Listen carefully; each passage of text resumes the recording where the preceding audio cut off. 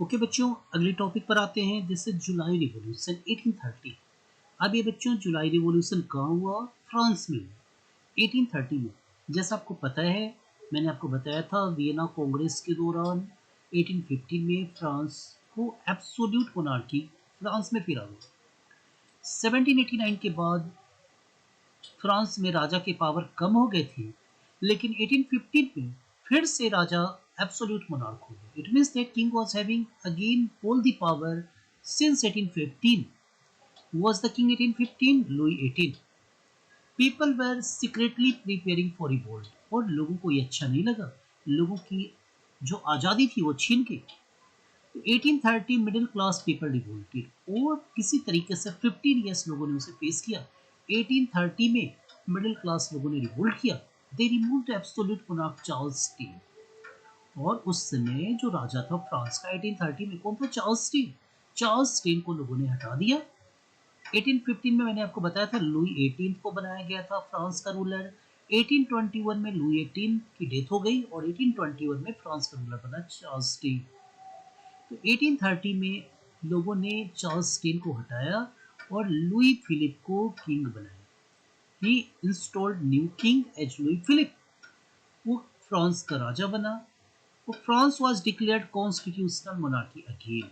1815 में absolute monarch आ गया था और फ्रांस में लोगों ने फिर से कॉन्स्टिट्यूशनल मोनार्की को स्थापित। तो बच्चों, you can understand that what is the difference between absolute monarchy and constitutional monarchy? Obviously, I know that you are well aware of it. Constitutional monarchy वो monarchy है जिसमें राजा के पावर को कंट्रोल कर। There is constitution and power of king is limited. But in absolute monarchy, king is having all the power. There is no any institution to check the power of king. But in constitutional monarchy, parliament takes the important decision and power of monarchy is controlled by the parliament. Understand that? तो बेटा 1830 के revolt में क्या हुआ था? 1830 के revolt में absolute monarchy की जगह कॉन्स्टिट्यूशनल मोनार्की आ गई और राजा को बदल दिया गया। Okay, right now the next topic I am going to discuss romantic imagination of romanticism. अब जो नेशनलिज्म की जो फीलिंग है यूरोप में, वो सिर्फ लड़ाई झगड़े की वजह से नहीं आई, वायलेंस की वजह से नहीं आई। There was romantic imagination, romanticism. Romanticism, what was romanticism? It was a cultural movement. Romanticism क्या था? एक सांस्कृतिक आंदोलन था, कल्चरल मूवमेंट था। And it was focused on poetry, music and story. अब यहाँ क्या था? Folk tales, folk music, poetry इस पर आधारित। It means that we can say that people of one language wanted to live together. तो it means that जिनकी music same हो, पोएट्री सेम हो, एक साथ रहना चाहते थे। दे फील यूनाइटेड और इसी के माध्यम से नेशनलिज्म को प्रमोट किया गया। जैसे जॉन गॉटफ्राइड हर्डर था। John Gottfried हर्डर claim that true German culture would be discovered only among common people. जो जर्मन कल्चर है कहाँ मिलेगा? जर्मन लोगों के बीच में मिलेगा, कॉमन लोगों के बीच में मिलेगा, रूरल पीपल के बीच में मिलेगा।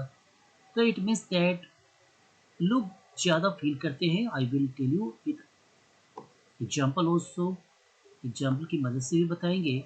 इन पोलैंड, पोलैंड में नेशनलिज्म को प्रमोट किया गया कैरोल करपिंस्की के द्वारा। कैरोल करपिंस्की क्या थे? उन्होंने अपनी म्यूजिक के माध्यम से, अपने ओपेराज के माध्यम से नेशनलिज्म को प्रमोट किया पूरे पोलैंड में। और उनकी ऑब्वियसली उन्होंने म्यूजिक और ओपेरा किस लैंग्वेज में दिए? Polish language.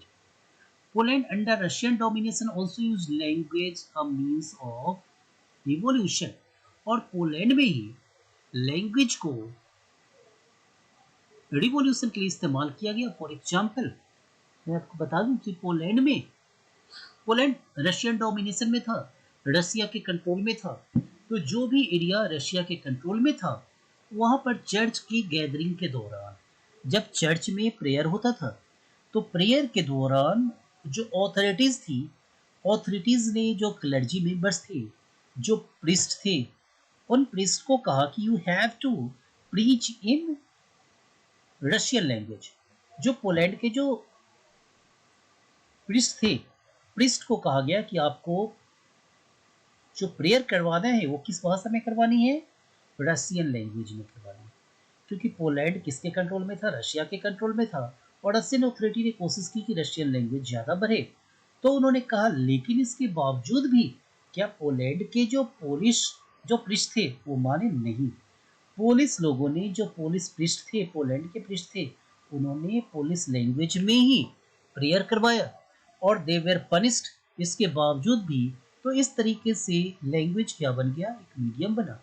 I will tell you कि अगर कोई पंजाबी बोलने वाले लोग हैं और अगर वो यूएस में जॉब करते हैं, अगर वो मुंबई में जॉब करने चले गए, तो अगर उन्होंने पंजाबी संगीत सुना, आसपास किसी घर में पंजाबी म्यूजिक उनको सुनाई दिया, या फिर कोई हरियाणवी है उनको हरियाणवी म्यूजिक सुनाई दिया, तो they will be attracted to those family और उनके पास जाएंगे। ऑब्वियसली पहचान नहीं है फिर भी जाएंगे और बोलेंगे कि आप पंजाब के कहाँ से बिलोंग करते हो। अगर कोई हरियाणवी, आप हरियाणा के किस एरिया से बिलोंग करते हो, तो डेफिनेटली एक यूनिटी की फीलिंग नेशनलिज्म प्रमोट तो करता है। तो म्यूजिक या language that became the instrument for the revolution, और वो भी इंस्ट्रूमेंट बना रिवॉल्यूशन के लिए। Okay, now the next topic. अब आप देखोगे Greek war of independence. I have already told you about the July revolution. July revolution मैंने आपको बताया। जुलाई रिवॉल्यूशन के बाद बेल्जियम में भी रिवॉल्यूशन हुआ, और बेल्जियम में रिवॉल्यूशन में बेल्जियम किंगडम ऑफ नीदरलैंड से अलग हो गया। 1815 में बेल्जियम किससे अलग हो गया, किंगडम ऑफ नीदरलैंड से। तो फ्रांस में कोई घटना होती है उसका प्रभाव पूरे यूरोप में पड़ता था। इसी तरीके से ग्रीस में भी उसका फर्क पड़ा। तो just next topic is Greek war of independence. Greece was under the control of Ottoman Empire of Turkey since 15th century। 15th century से ही ग्रीस किसके कंट्रोल में था, Ottoman empire of Turkey. Turkey का ओटोमन एम्पायर एक strong empire हुआ करता था और ग्रीस उसके कंट्रोल में था 1453 से। Till 15th of century independence struggle began in 1821। 1821 में ग्रीस में आज़ादी की लड़ाई शुरू हुई।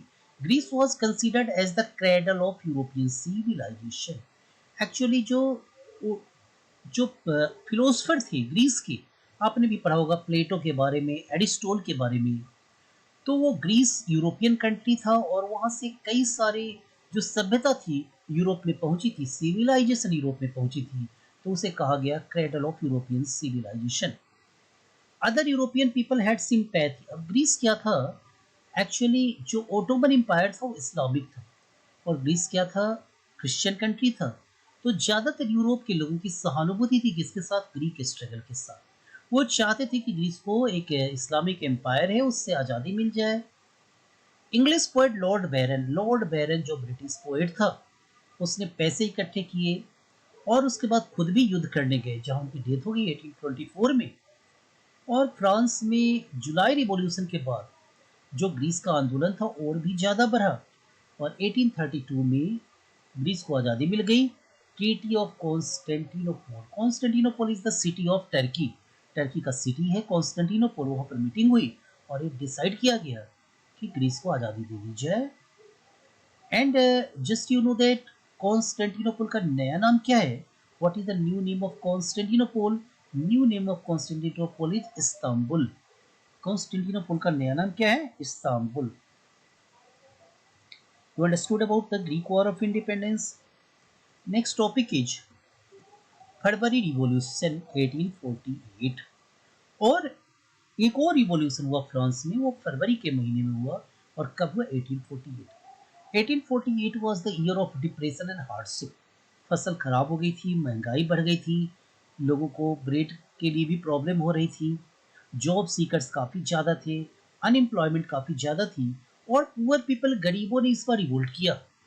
जो 1830 में जो राजा बना था Louis Philippe, obviously he was constitutional monarch, constitutional king था। वो डर गया, वो देश छोड़कर चला गया और लोगों ने फ्रांस को क्या डिक्लेयर किया इस बार? Republic. France was declared republic. All males above 21 were provided right to vote. और सभी मेल को राइट दिया गया, वोटिंग राइट दिया गया। इसके अलावा वर्कशॉप्स खोले गए, लोगों को जॉब दिया गया। तो just you understood that February revolution. अब आप देखोगे कि जुलाई रिवॉल्यूशन हुआ कब? 1830 में। कहाँ? फ्रांस में। फरवरी रिवॉल्यूशन ये भी फ्रांस में हुआ। दोनों में फर्क क्या? तो बेटा 1830 में जो जुलाई रिवॉल्यूशन था उसके बाद फ्रांस में आई थी कॉन्स्टिट्यूशनल मोनार्की। और मई 1848 में रिवॉल्यूशन के बाद मोनार्की खत्म हो गई। There was no monarchy. और 1848 में क्या आ गया फ्रांस में? रिपब्लिक। रिपब्लिक क्या होता है? जहां पर जो हेड होते हैं इलेक्टेड होते हैं, कोई भी मोनार्की नहीं होती और सभी मेल को वोट दिया गया और इलेक्टेड, तो रिपब्लिक बन गया। All males provided right. अभी बेटा अगला टॉपिक है 1848 the revolution of liberals. 1848 the revolution of liberals. अब 1848 में फ्रांस में रिवॉल्यूशन हुआ, उसका प्रभाव पड़ा कहाँ? जर्मनी में। कहाँ प्रभाव पड़ा इसका? जर्मनी में। Germany middle class people revolted. Germany में मिडिल क्लास पीपल ने सोचा कि हम कुछ चेंज करें और वो सेंट पॉल चर्च में इकट्ठे हुए। कहाँ इकट्ठे हुए? Saint Paul church. कौन सा शहर है? Frankfurt. This topic is also called Frankfurt parliament. तो मिडिल क्लास लोग फ्रैंकफर्ट में इकट्ठे हुए कब? 18 मई 1848 को। उन्होंने कॉन्स्टिट्यूशन बनाया और 831 मेंबर्स को इलेक्ट किया। कितने मेंबर्स को इलेक्ट किया? 831 members were elected. Elected members went to Prussian king with their proposal. और प्रूसिया में राजा भी क्या थे? German speaker. लोगों को उम्मीदें किससे थी? जर्मनी को यूनिफाई करेंगे तो कौन करेंगे? प्रूसिया ही कर सकता है। तो इलेक्टेड मेंबर्स कहाँ गए? प्रूसिया के राजा के पास। उनका प्रपोजल क्या था? उनका प्रपोजल था कि आप पूरी जर्मनी को यूनिफाई करिए, पूरी जर्मनी को यूनाइट कीजिए, हम आपके साथ हैं और आप राजा रहेंगे पूरी जर्मनी का, सिर्फ प्रशा का नहीं। I want to make you king of all of Germany, not only Prussia और प्रूसिया। और राजा के पास गए अपने प्रपोजल के साथ और राजा ने क्या किया? इनके प्रपोजल को रिजेक्ट कर दिया। क्यों रिजेक्ट कर दिया? मेरे ख्याल से एक राजा को लगा होगा कि they have made a constitution. इन्होंने क्या बनाया है? इन्होंने संविधान बनाया है, इन्होंने कॉन्स्टिट्यूशन बनाया है और शायद हमारी पावर को कम कर दे। तो राजा ने इनकी बात नहीं मानी, इन्हें अरेस्ट कर लिया और इस तरीके से जो इनका प्रयास था, लिबरल्स की कोशिश थी, वो कोशिश क्या हो गई? फेल हो गई। This effort could not be succeed. वो सफल नहीं हो पाया। और कई बार ये भी क्वेश्चन आता है कि what were the role of women in Frankfurt parliament. Frankfurt parliament में वीमेन का क्या रोल था? तो कई बार ये भी क्वेश्चन आता है। तो I have to tell you, women had only the role of observer. Observer का मतलब क्या होता है? उन्होंने वो they were present but either neither they could vote nor they could be elected. न उनके पास वोटिंग का राइट था और न वो इलेक्ट हो सकते थे। तो वीमेन का रोल लिमिटेड था, उनके पास अधिकार नहीं थे। And Frankfurt parliament was a good effort for the unification of Germany. Germany के यूनिफिकेशन के लिए एक बहुत अच्छा ये अवसर था। बट राजा ने इनकी बात नहीं मानी और इनका आंदोलन क्या हो गया? फेल हो गया, असफल हो गया। बट लोगों ने कोशिश जारी रखी। भले ही 1848 में इनका आंदोलन असफल हो गया, but they still continued to make their effort. उन्होंने अपनी कोशिश क्या रखी? जारी।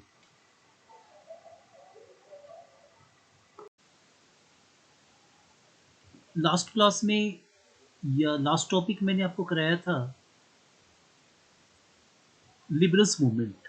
जो फ्रैंकफर्ट मूवमेंट हुआ था वो किंग फ्रेडरिक विलियम फोर के कोऑपरेट नहीं करने की वजह से वो फेल हो गया। बट लोगों ने कोशिश जारी रखी। Now the unification of Germany was the responsibility of Prussia because Prussia was only one province which was ruled by Prussian king.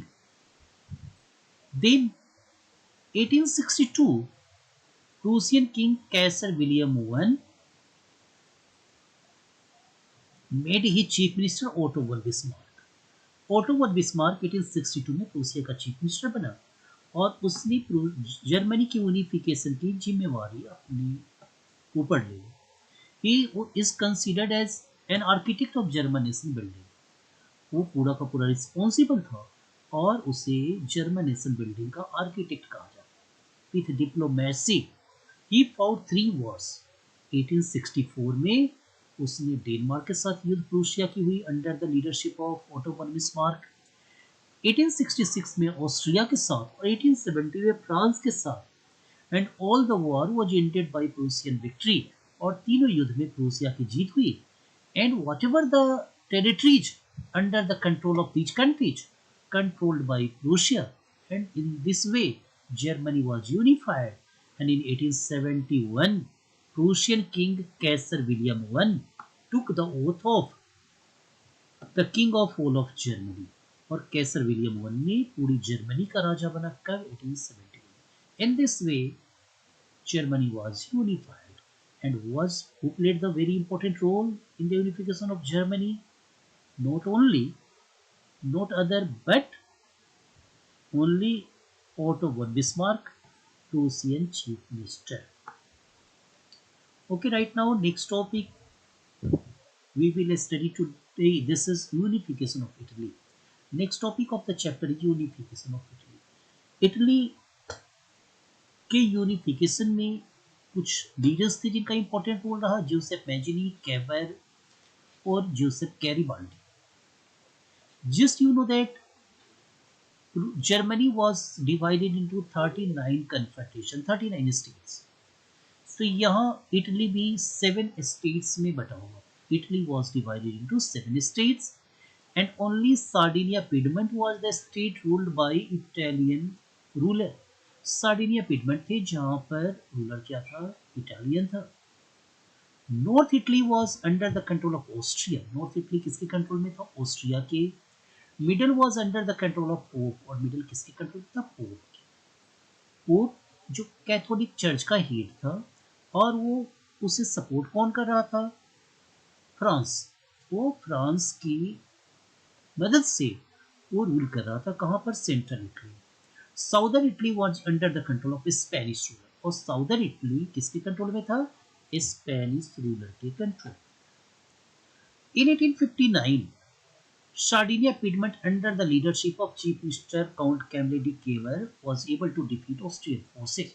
1859 में सार्डिनिया पिडमेंट का चीफ मिनिस्टर था काउंट कैमिली डी केवर। केवर ने ऑस्ट्रियन फोर्सेज को हराने में सफलता प्राप्त की। कब? 1859। And in this way Austria को हराकर जो नॉर्दर्न इटली था वो सार्डिनिया पिडमेंट के कंट्रोल में किया। किसने किया? Count Camille de Cavour. उसके पहले मैजिनी ने हमेशा प्रयास किया इटली की यूनिफिकेशन के लिए। उन्होंने सीक्रेट सोसाइटीज बनाई। Though he could not get success, but he was able to inspire the Italian people। And 1859 Sardinia Piedmont defeated Austrian forces and north in Italy came under the control of Sardinia Piedmont।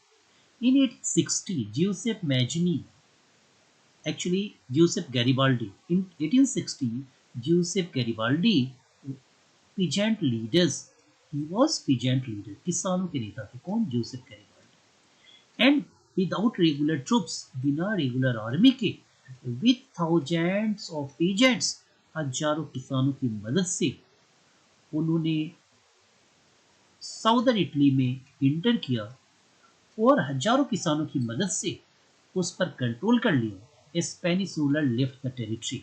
Spanish ruler Italian territory को छोड़कर भाग गए।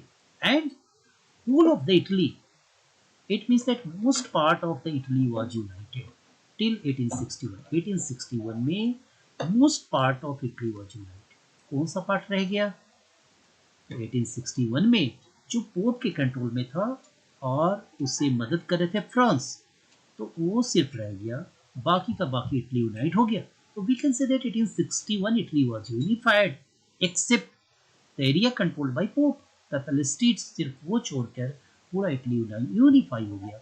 अब आप कहोगे pope का जो area था सेंट्रल इटली वो कब यूनाइट हुआ? तो that was in 1871 when France was defeated, जब फ्रांस की हार हुई तब वो यूनाइट, राइट। तो 1871 में पूरा का पूरा यूनाइट हुआ, but mostly Italy was united in 1861 and Victor Emmanuel two became the king of united Italy. और यूनाइटेड इटली का किंग कौन बना? Victor Emmanuel second. Right now we have to see that strange case of Britain.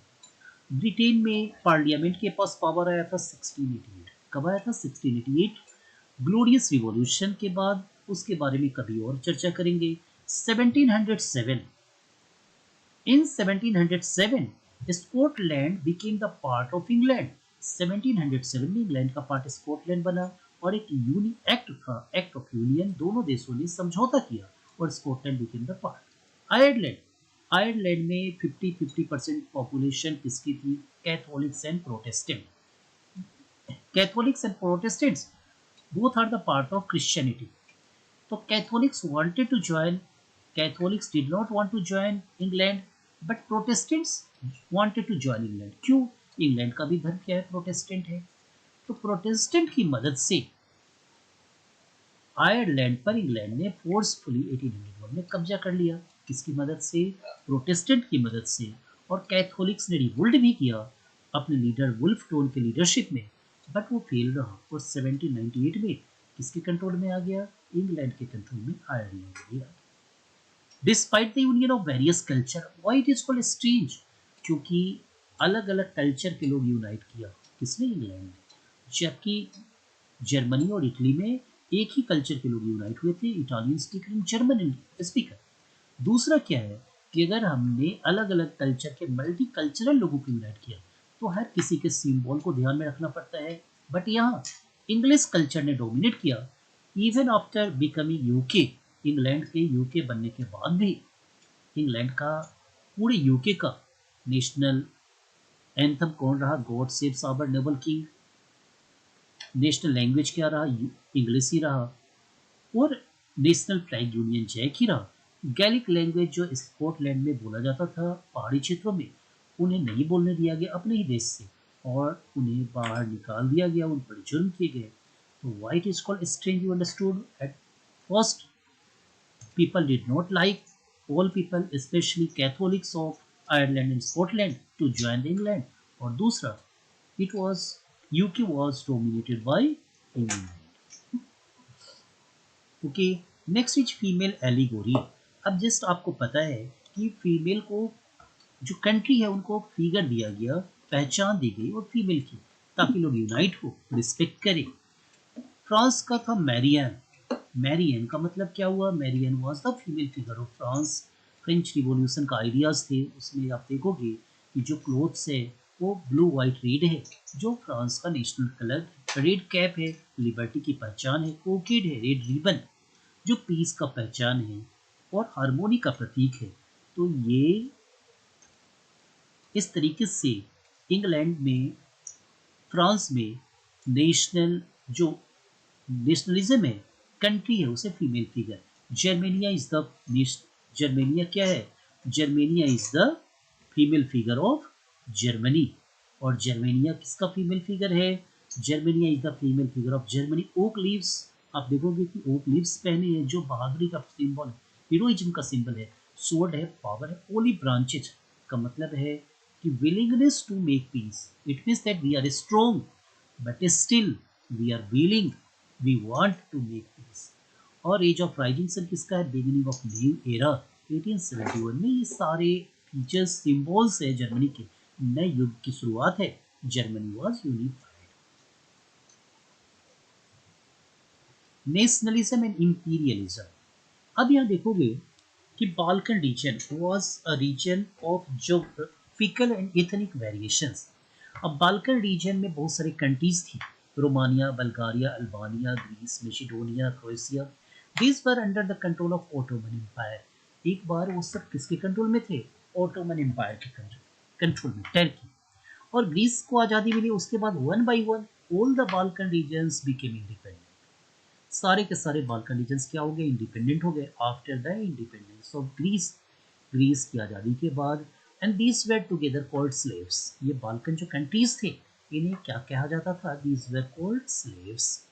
These were under the control of Ottoman Empire. Although ये free तो हो गए ये सभी देश, but they were continued fighting among each other. वो सब अपने आपस में क्या करते रहते थे, लड़ते रहते थे, और दे फील्ड इनसिक्योर. अब एक दूसरे से सब इनसिक्योर फील करें. टू गेट सिक्योरिटी, और सिक्योरिटी के लिए, अपने आप को प्रोटेक्ट करने के लिए, इन सब ने किसी जो सुपर पावर थे, कॉलोनियल फोर्सेस थी, उनसे मदद मांगी. जर्मनी, रशिया, इंग्लैंड, ऑस्ट्रिया, ये सब की मदद मांगी. और इन देश और यूरोपियन कंट्रीज भी बाल्कन रीजन में अपना ज़्यादा प्रभाव बढ़ाना चाहते थे, तो उन्होंने भी इन देशों की मदद करी. अब क्या हुआ, अब जब इन छोटे देशों के बीच, बाल्कन कंट्रीज के बीच टेंशन बढ़ा, तो यूरोपियन कंट्रीज के बीच टेंशन बढ़ गया. फॉर एग्जाम्पल, बल्गारिया को सपोर्ट कर रहा था जर्मनी, और सर्बिया को रशिया. तो जब बल्गारिया और सर्बिया के बीच जब टेंशन बढ़े, लड़ाई हुई, तो जर्मनी और रशिया के बीच भी लड़ाई हुई.